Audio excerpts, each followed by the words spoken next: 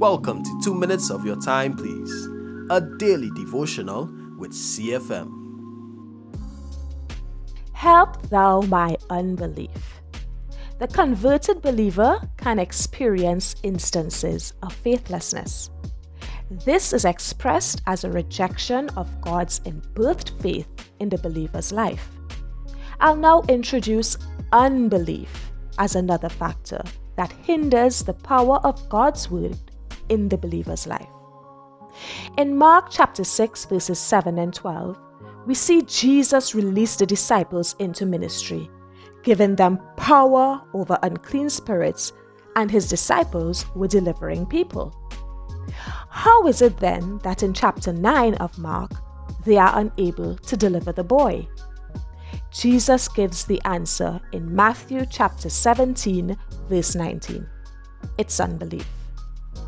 In verse 22 of Mark chapter 9, the boy's father asks Jesus, "But if you can do anything, help us." Jesus' response was, "If you can believe, all things are possible to him who believes."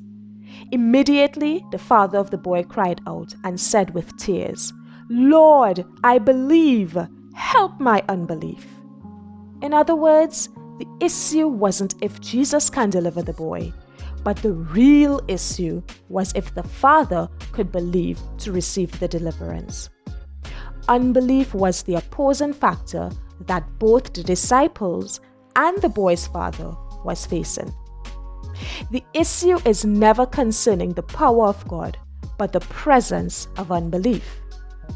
Based on Strong's Concordance definition of faithless, as one who rejects God's inbirthing of faith, the verses referenced today suggest that unbelief is that opposing force that causes the believer to reject God in birthing of faith. Dear God, help us with our unbelief.